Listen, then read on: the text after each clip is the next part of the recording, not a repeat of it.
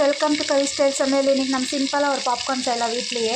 நான் இதில் கொஞ்சம் ஆயிலும் கொஞ்சம் பட்டர் சேர்த்துருக்கேன். இது சூடாகிடுச்சு. இப்போ இதில் மக்காச்சோளம் சேர்த்துக்கலாம். இங்கே பாருங்கள், இந்த மாதிரி ட்ரையாக இது நான் டிமார்ட்லேருந்து வாங்கின்னு வந்தேன். இது இப்படி சேர்த்துட்டு குக்கர் மூடியை இப்படி உள்ட்டா போட்டு மூடி வச்சுக்கலாம். இப்படி திருப்பி போட்டு மூடி வச்சோம்னா ஒரு கொஞ்ச நேரத்துலேயே அது வெடித்து வரும்.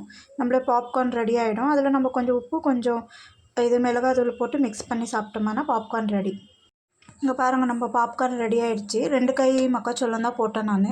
அதில் ஒரு குக்கர் ஃபுல்லாக இருக்குது. நீங்கள் வீட்டிலே இந்த மாதிரி வாங்கிட்டு வந்து வீட்டிலே பண்ணிக்கலாம். ஈஸியாகவும் இருக்கும். ஒரு 2-3 மினிட்ஸில் எனக்கு இது ரெடி ஆகிடுச்சு. இப்போ இதை ஒரு பவுலில் ட்ரான்ஸ்ஃபர் பண்ணிவிட்டு சால்ட்டு சில்லி பவுடர் போட்டு மிக்ஸ் பண்ணிக்கலாம். இங்கே பாருங்க, இப்போ இதில் சில்லி பவுடரும் சால்ட்டு போட்டு மிக்ஸ் பண்ணியிருக்கேன். அவ்வளோதான், இது ரெடி ஆகிடுச்சு. ட்ரை பண்ணி பாருங்கள். ரொம்ப ஈஸியான ஒரு ரெசிபி. தேங்க்யூ.